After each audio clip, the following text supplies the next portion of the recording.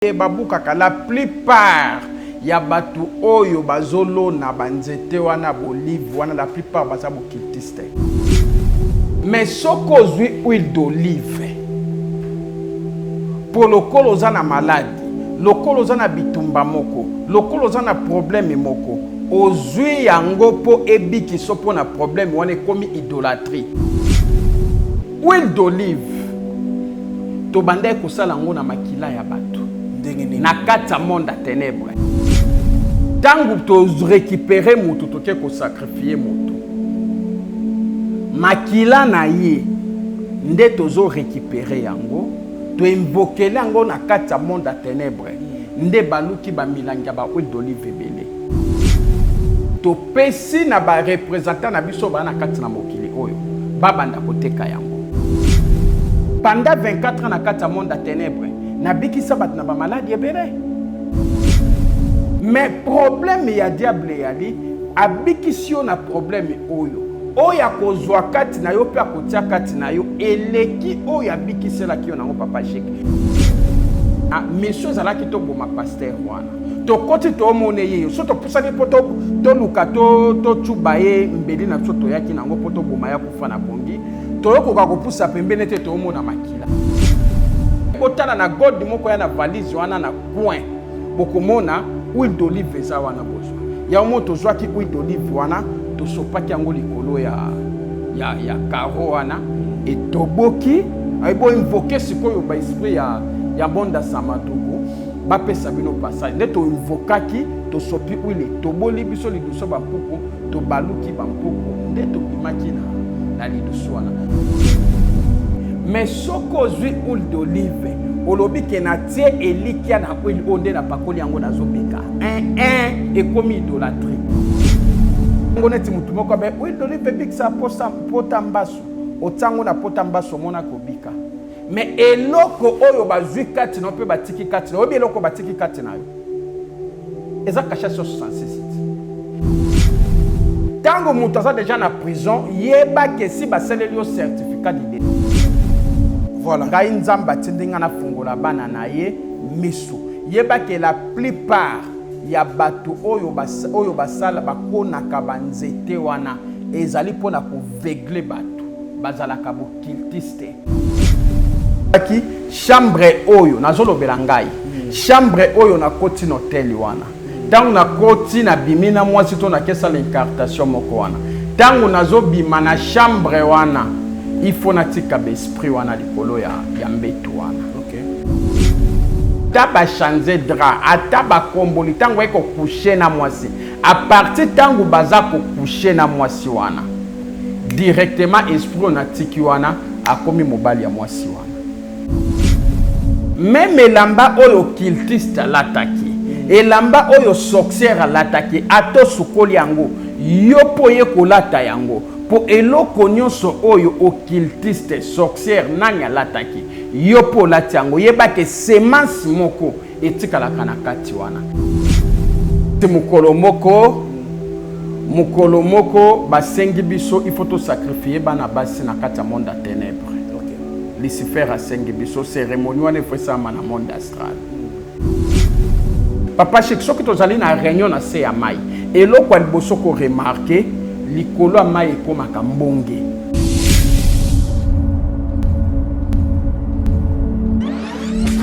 Bozali ebele ebokota l'émission de partout na pesi bino mbote. Mbote balanyo c'est chez Biso TV. Oui malamu na mission na bino réponse à nos questions. Yande ko na pesi moyini nanga mbote moyini bonjour moyini nanga bonsoir. Mbote balandi ya chez Biso Télévision. Merci mingi pour la confiance bosala biso.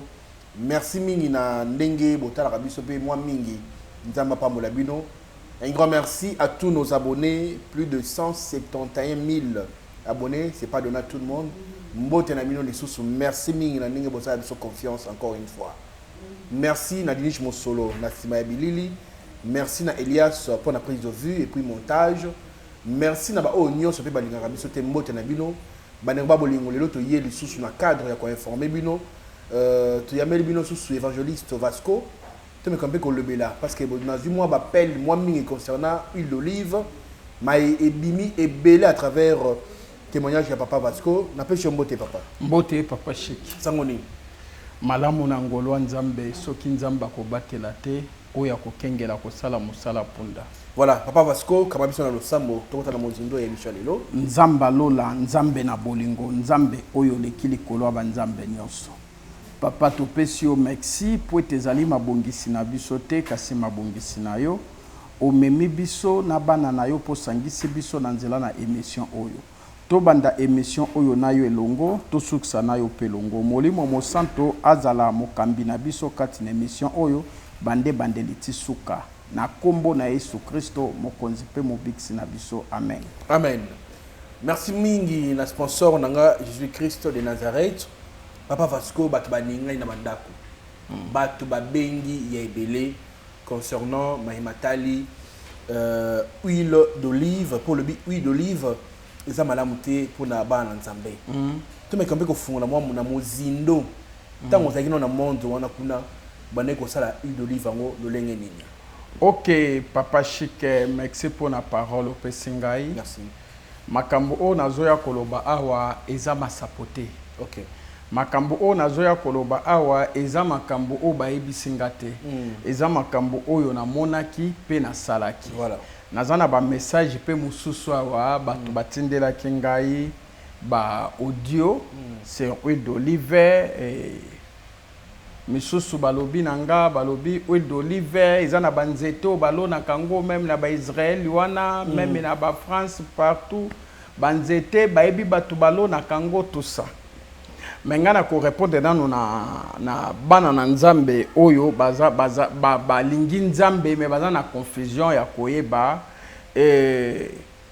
bato mingi balona ka ba huile d'olive wana tolobeli yango mingi tolobeli tolobeli likambo basoso nde to bando bimisa ko balusa basoso bana machombe ozomona donc ozomona ba chambre froide ba somba biloko momoni chambre froide moko place biloko ekota ke mona na kate mais chaque butu kolo chambre froide wana zoya akoti na kati ya invoke basoso etondi ezo uta wapi bana machombe toye na nini soki ba chambre froide ba serviteur ya diable o eza bana mokili nde diable otinda bombo sa ba chambre froide pona ko détruire vie ya bato obongo ba huile d'olive na bato balobi balonaka boye babukaka la plupart ya bato oyo bazolo na banzete wana bolive wana la plupart baza bokiltiste na lobi te nyonso mais la plupart baza bokiltiste ngana koyebisa na bana na nzambe soki bakozwa huile d'olive pona kozwa kokalengela soso to kozwa yango kokalingela Thomson kolambelelo komoko pona kolia bondeli yango nzambe même ezalaki ya mabe makila na Yesu Kristo kosala nini ekopetola yango mais sokozwi huile d'olive pour lokolo za na maladi lokolo za na bitumba moko lokolo za na problème moko ozwi yango po ebiki so pona problème wana komi idolâtrie Papa Sheki na ebite bana na nzambe soki bazo comprendre eloko oyo soki totali na mukanda na Jean chapitre 15 verset 5 Bible lobi na biso nini Yesu Kristo alobi na biso yenda zali nzete biso tozali bambuma yende nzete na vino biso nde bambuma sa Yesu Kristo tokotikala kosala eloko moko te batanga na Jean chapitre 15 verset 5 sa Yesu Kristo Papa Sheki na bandeli koloba sans Jésus Christ tokotikala kosala eloko moko te siko yebisanga huile eza wapi bon siko tango yo zaki na monde wana kuna na oui nazoya kolobela yango voilà to na lingina mema nanu ba na memi bato spirituellement mais ba comprendre que nazo mema bango spirituellement nanu ya Bible voilà na mokanda na 1 Jean olimbisi mokie na mokanda na 1 Jean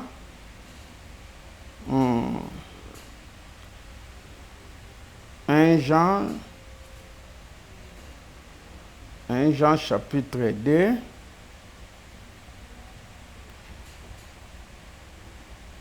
1 Jean chapitre 2. 1 Jean chapitre 2, verset 15. Voilà. Yesu alobi na biso nini na 1 Jean chapitre 2, 15. Bolinga mokili oyo te. Na biloko na yango te. Mutu oyo alingi mokili oyo pe biloko mokili oyo, bolingo na Nzambe ekozala lisusu likolo na ete. Huile d'olive na lole yani. Ezate pasteur akoyebisa nga na bokonzi na Nzambe huile yani. Aleka koloba. Ezate eza biloko nazoya. Eza biloko oyo ezosala na se na mokili. Voilà. Siko toye na Ephésiens chapitre 1. Ephésiens chapitre 1. Toye na verset Tobandiango. Ephésiens chapitre 1, obandi na verset 19, tio kiti na ba 22. Nzambe apesi bokonzi. Na kombo moko, kaka kombo na Yesu Kristo. Apesi yango bokonzi likolo ba kombo nyonso. Ozomona? Donc, huile d'olive. Kombo ya Simon Kimbangu. Kombo ya Alexandre Edina Bala. Kombo ya Branham. Kombo ya nani? Yesu. Kombo ya Lucifer. Yesu apesi bokonzi kaka na kombo moko. Kombo na Yesu Kristo. Ate milimo nyonso na se na makolo na ye. Biloko nyonso na se na makolo na ye. Kaka kombo na Yesu Kristo. Nde milimo nyonso esengeli etosa. Mutu nyonso o aza na maladi, mutu nyonso ana bitumba, mutu nyonso ana ba problème. Soki abeleli kombo na Yesu Kristo. Nde yango mutu eza ebikisaka. Kombo mususu te. Ozolanda. Namoni kombo Nzambe apesi biso na sima kombo ya Yesu Kristo te. Soki ezali bandeko yo bazo tindela biso baneni wana. Bakomela biso lisusu balobike tomoni kombo ya huile eleki kombo ya Yesu Kristo. Kombo na Yesu Kristo nde peseli meli biso au-dessus. Mais moto na Nzambe. Ya ba kombo ba ba réagir parce que yo lobby ezali mabe. Eza mabe. Il y a des gens oyo babiki na huile d'olive, il y a batu oyo ba c'est la huile d'olive et puis makamoze belé oyo peut être à travers huile d'olive tout le monde qui peut Moïse na ba esa gazo nzete donc par rapport il y a oyo ndenge grâce nzamba eloko nzamba ko sengela yo. Mais yo lobi huile d'olive eza mabe. Ngai na yebaka na monde wana bane ko bebisa yango ndenge nini. OK. Parce que ya mutu na batuni. Papa Chike. Omoni monde da ténèbres eza makasi te meza maele mingi. Na lobela kabatu mingi. Omoni Nzamba pesi Moïse 10 commandements. Loi. Maye ko pesa biso grâce. Grâce est comme la loi. Ozomona.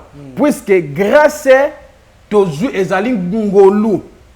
O Yesu Kristo apesi na moto nyonso a cause ya makila na ye.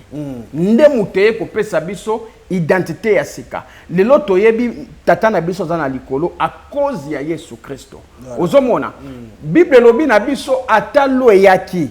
Mais mokile tikala ki ko bikate. Mais tangu grâce ye ndeye ko bikisa mokili. Ozomona. Sikoyo huile d'olive to bande ko sala ngo na makila ya bato. Ndenge nini? Na kata monde à ténèbres. Omoni makila ya bato. Na bimission surtout ça na expliquer yango. Tangu to récupérer moto to ke ko sacrifier moto. Makila na ye nde tozo récupérer yango. To invoquer yango na kata monde à ténèbres. Nde baluki ba milanga ba huile d'olive ebele. Nde tozo to sali nini to pesi na ba représentant na biso ba na kati na mokili oyo. Babanda koteka yango. Ozomona. La plupart ya bato ozomona bakona kabanzete ya nini boye bakona kabanzete ya olive boye bakona kangonde basala ka huile d'olive. Bazabo kiltiste. Omoni baloni na moi. Omoni babuki. Omoni ezini basali na bilangi. Metango bakotisi yango na kata ba depo wana ba invoke yango. bakotisi yango koli ya makila ya bato na kati elongwe huile d'olive oyo bato bazomona eza kobota na nzete directement komi na kasha 66 na kati papa Shikobi batebele babika na huile d'olive nga panda 24 ans nganga nabikisa pe bato bambasu nabiki tosalela ngo na batemple na biso pendant 24 ans na kati ya monde à ténèbres nabikisa bato na bamaladi ebele. Vous comprenez? Nabikisa bato na bamaladi ebele. Mais problème ya diable yali abikisio na problème oyo oya kozwa kati na yo pe akotia kati na yo eleki oyo abikisela ki yo nango papa Chic soki bato bazota elike fo babika na huile d'olive obongo kombo oyo nzamba pesi biso likolo ba kombo nyonso kombo na Yesu Kristo batie yango wapi puisque balobi kombo na Yesu Kristo yango nde pesa meli biso au-dessus. Alors, on dit bateau basela kaba huile d'olive, to ba pasteur basela ba huile d'olive, na bateau basela baza ba vegle basela ba huile d'olive, et ça bato basana kondimate. Po Yesu abi soko za na kondimo koloba na ngomba oyo longwa ngombo ekoto se kolongwa. Ozomona? Nzambe moko azoloba na biso asepelaka na biloko oyo esalami na maboko na bato te. Huile d'olive ba ya banzeta bolive ensemble na maboko banani. Voilà, merci mon ton Nzambe, tous les kasiko bato pe bato ni moto na mususu. Olobaki tango koti na ndako ya pasteur ozali na pouvoir. Tango oye omonike bazali na to koti na doublir na yo. Déjà présence en Nzambe ezalaki wana. Mais comment expliquer kaka yo oyo osambeli susu ti bo invoquer bo bimi na lidusu mususu? Comment est-ce possible? On va protéger déjà ce cas. Bon, au moni Nzambe, ce qu'on a projet likolo na yo papa Chic, à ko protéger yo. Malgré aux aveugles, et ça na batu ebele, baza ba aveugle, mais basa la kanzambe, batambola kana kobanga Nzambe, mais baza ba aveugle na biloko ebele au diable akangel na bango miso. Mais lokola Nzamba lingi bango, yango moni azokende ko toucher bato bazalaki bato mabe, aza ko chandise bango. Po basala nini baya kobimisa vérité na bana no baza ba aveugle balongwa na aveuglement ndenge na lobaki na Esaïe chapitre 42 verset 6 à 7 na binzamba tindinga na kofungula bana nemiso na longola bango ba o bana buumbu na longola bango na buumbu ba o bana prison na bimisa bango na prison omoni pasteur wana bandaye kosambela Nzambe na mwasi naye babandaye kobanga Nzambe pe kosalela Nzambe basalelaka huile d'olive par ignorance. Ozolanda. Alors, tant que tu continues na katanda wana, monsieur zalaki to boma pasteur wana. To koti to moneye, so to pusani poto to luka to chubaye mbeli na soto yaki nango poto boma ya kufa na pongi, to yoko ka kopusa pembene te to mona makila. So to zongi sima to moye, to moni ke ta ya mission to yaki ezo simbate. To lingi to bima ba porte yon se komi bloqué. Eska ko bimezate. Ndesko to invoquer Lucifer. Aebisi biso aseki aebisi biso bi problème ezate eloko na ngai na biso moko eza na katanda wana papa Chic soko zali na elembo moko ya monde ténèbres na ndaku na yo ato sambela kamakasi elembo wana nde muteko faciliter misala ya ténèbres na katanda na yo omoni diable amoni elembo na biso moko na kati ya ndaku wana na valise god moko yaki na valise na coin ya valise moi sa pasteur ebotala na god moko ya na valise wana na coin bokomona huile d'olive eza wana bozwa ya moto zwaki huile d'olive wana to sopaki yango likolo ya karo wana etoboki aibo invoquer sikoyo ba esprit ya bonda samadugu ba pesa bino passage nde to invokaki to sopi huile toboli biso liduso bampuku to baluki bampuku nde to bimaki na lidusu wana donc eloko esovaki biso na kati ya ndako wana malgré to resiraki mission te mais to bima ezalaki elembo wana bana Nzambe bele bazolandanga papa Chic nazobandela koloba soki ndeko kosomba huile d'olive omoni ke yo bakopakola no bamafuta oyo esalami na maboko ya bato te bamafuta mususu ya ba hydrogenone te obinda bandopakwa nanga huile d'olive lokola kaka mafuta boye obondela ngo Nzambe okoma na okopakola ngo lokola mafuta boye eza problème était. Mais soko zui huile d'olive, olobi ke na tie elikia na huile onde na pakoli yango nazobika. Et comme idolâtrie. Nzamba kotia loboko te. Donc ato sambeli yango nzamba kozala te diable ako konte otie elembo yeloko na emoko na kata nini ya bomo na bika ndenge ni kasi na huile d'olive yango moto na nzambe. Na kitana au téléphone boy. Papa Chic, na ebisi yo ke monde à ténèbres. Biso pe to bande ko bikisa bato. Eza na bato ebele to bikisa. Eza na bato ebele banda ya pa na nga kota maison batia e PDG na société wana. Ti le loi longwata zaka na société na travail na salela ye. Ozolanda na pesa ye parfait moko, na pesa ye poudre moko, na pesa le ti le loi evandisa ye. Azaka kana poste wana. Mais le longa na bongo la mutema. Ozolanda eloko nyonso ya ténèbres oyo ezali elembo ya ténèbres otia yango neti mutu moko be huile d'olive bikisa pota mbasu otia yango na pota mbasu omona kobika. Mais eloko oyo bazwi kati na mpe batiki kati na oyebi eloko batiki kati na yo eza kasha 66 kasha 66 toza deya na numero ya prison. Tango mutu aza deja na prison yeba ke si basaleli yo certificat de décès date yoko kufa eza déjà na kati ya prison wana ebani baki bateli yo 10 ans bateli yo 5 ans bateli yo 3 ans okomona ka mukolo moko bwebu mutapo ya kei à cause omona ki babikisaka yo na maladie moko mais oyo bazweli yo nango eleki omoni Papa Chic eza na bato ebele tolobeli kama mangengenge awakena na ngomba mangengenge azwa nzeta lobike na bombe lembo mangengenge na ndaku nanga ok ameminde botutu na ndaku na ye à travers nzete wana eza na bato ebele bakenda pa pasteur batekela bango mai neti jona ota na TV pasteur moko obenga bato otekela bango mai na $20 asomba mai nebisa ko ba mai ndeto bande ko sala ngo na topesa bato ba mai ya bibembe na ebiso yango bien ozomona siko bazo ba mai wana bazotekela ngo bato moto azwa mai wana avasukola atangisi ndambo balingi balamba batangisi ndambo donc bozotia mai ya bibembe na ndako nzamba pesi bato apesi biso mai toyoki mulunge to sukoli toyoki posa mai tomeli po mungongo esala nini ezala soulager mapesi biso mai te po bikisa molimo na biso eloko oye bikisa keza kombo Yesu Kristo eza na mai te eza na mafuta te eza na mungwa te.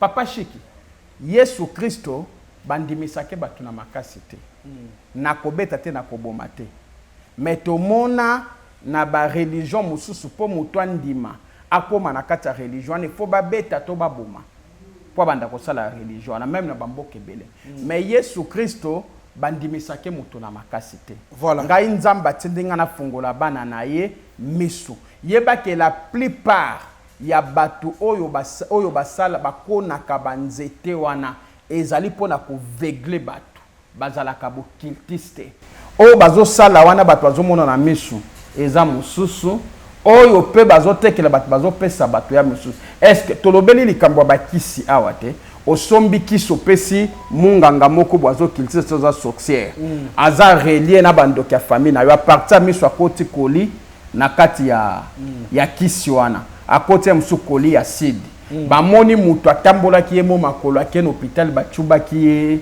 tonga na hôpital mais quelques minutes état mutu changer ba transférer sango ye mutu akufi batoso bokam mais mutu atambola ki ye moko abwazaki makasi mais ndenge nini aoki kokufa kaka boy bakotisa ki koli ya acide na kati ya kindoki na kati nini ya kisi wana. Okay. Donc oboni non on va ça pour na tuna mituna te tuna mutuna to répondre. Voilà to kena mwa muke bato pe babenga ki mwa mingi batuni concernant ba hôtel te yamba ki moko pe ba sana nzamba to lobela ki me ba isenga nazo epai na yo makamu nini ba inayi koleka na kati ya ba hôtel. Ok, merci to lobela likambo ya pasteur moko pe valongo akangama kana na ndako ba chrétien moko to bandaka nanu ayaka nanu ko menacenga c'est parce que na koti na hôtel wana eza place o bango soki ba selese réunion bayaka kokota na kati hôtel wana tango ba koti loko liboso bazwaka ba prudence oyo bato basaleli eloko mibale bazwaka ba papier mouchoir o bato basaleli même ba printe ba mai likolo ba drap ozomona lelo papa Chic bato ebele bazo souffrir pour na biloko wana lelo bato ebele bakomi na ba mari de nuit ba femme de nuit à cause de l'hôtel puisque net ngai nazalaki chambre oyo nazolobela ngai chambre oyo na koti na hotel wana tangu na koti na bimina mwasi to na kesa l'incartation moko wana tangu nazo bima na chambre wana il faut natika besprit wana likolo ya mbeto wana OK mutu mususu akiko ya kokota ata ba changer drap ata ba komboli tangu eko coucher na mwasi à partir tangu baza ko coucher na mwasi wana directement esprit na tiki wana akomi mobali ya mwasi wana directement esprit o na tiki wana ya DS wana akomi mwasi ya mobali wana bango baomona bazo sangana mena kati na bango ezali na DS na princesse moko ténèbre ya prince moko ténèbre na tiki wana baza na kati na bango nde bazo sangana mobali azokotisa na nzoto ya bana nzambe ba olimbisanga na nzoto ya DS wana mwasi pe oyo alalaki na se esprit wana pazolana ye okomona mwasi akenda mobali akenda mobali akoma na problème ba mari de nuit OK mwasi akoma na problème ya ba mari de nuit bazu yango wapi mingi leo bakoma kolela o pafa bandoka famille na ngande basala kanga bongo non ozu yango na kati hotel puisque boteli nyonso bokiltiste ba sorcière bakota kapona coopérer tolobela yango muto kota na hotel obwaka papier na yo wana boye super maintenant na prudence etikala wana na hotel wana bazu yango ba meno bake ko botsa ngo bana bana wana bakomi ko réclamer yo papa po bota déjà bana na kati ya monde wana OK omoni donc kaka na étoile wana na hotel wana olala ki po mutu nyonso ya mabe oyo alali na likolo ya mbetu moko lelo yo même likambo bilamba okoyoka biso mingi ba kinois tolingaka mingi okomona bilamba elamba na ngana lingana lata nde tombola ballon po bale utaka poto même elamba oyo cultiste l'attaqué elamba oyo sorcière l'attaqué ato sukoli yango yo poye kolata yango po eloko nyonso oyo occultiste sorcière nani l'attaqué yo po lati yango yeba ke semence moko etikala kana kati wana semence wana ezali besprit OK tangu yo lati baoki ko bendo étoile na pas partir wana tangu yo lati soko zalaki mwasi esprit wana tikaki ba démon ya mibali place wana directement ba marié yo okomi komona okomi na ba problème ba mari de nuit okomi na ba problème ya ba femme de nuit donc en tout cas mwana na nzambe yoka ndenge bisa po bat mingi botu nanga balobi bongo ba pasteur bino bo voyage akabokenda kolala wapi yoka na ebisa yo mwana na nzambe soko keineti hotel oke kozwa flat wana voyage ko séminaire aucune tension te tangu toza ko sambela tolo bakana nzambe limbisa makanisi na biso eloko liboso o diable a utiliser kana kati ya vie ya muto za makanisi attention makanisi oka koza nango ezokabola ona na Saint Esprit papa Chic oyebi ke molimo ya moto ebendaka pe milimo mabe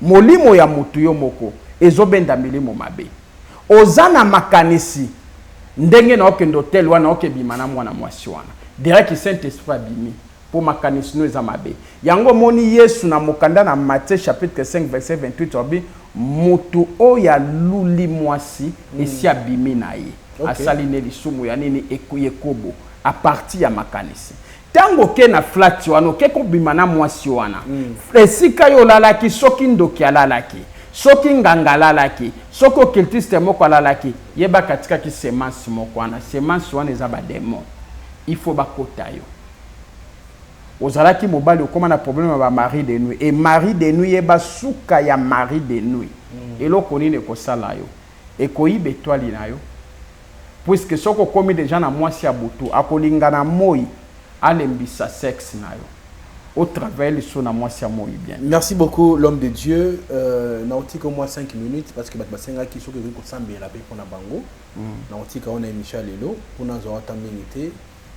Moi prière na bande retour ba ota la biso ngai na le péché merci parce que moi entretien il y a Michel les cas qui peut initier moi battu moi muke ngai na bi merci na ba o bazo ki makoko ota la biso na chez net mukolo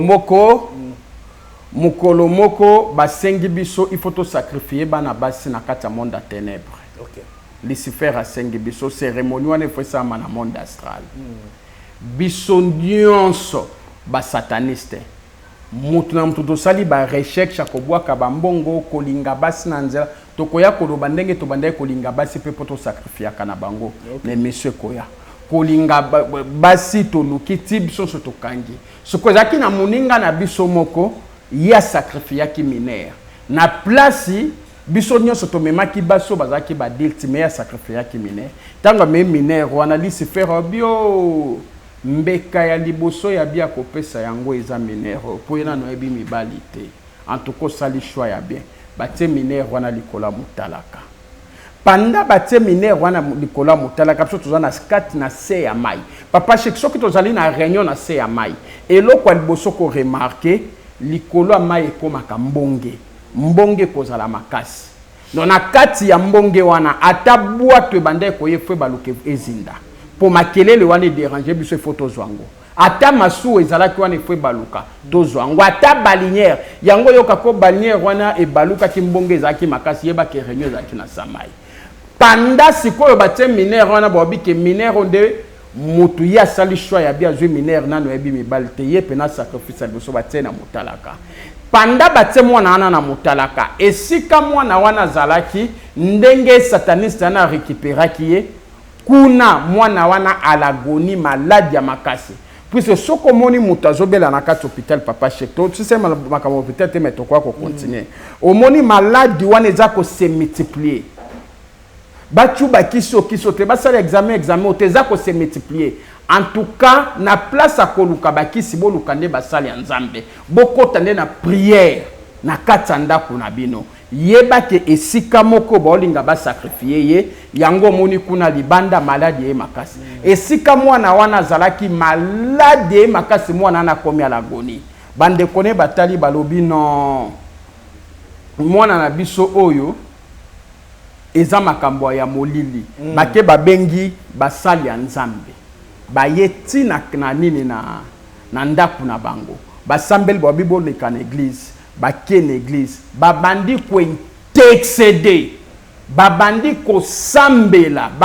ko sambela panda bazo sambela kuna papa sheki tango ekomi kaka tango ya kobanda ko sacrifier ko cérémonie banda demona banda ko sacrifier ye na mbeli po akata mwana wana kingo tozwa makila wana tonka kaina mbeli akata kingo wana ange ya nzambe akitati na samai akanga demo wana loboko a récupérer mwana wana a récupérer na bato nyonso tokangaki abima na bango donc abotola biso bato oyo tokangaki da to sacrifier na kati ya monde astral.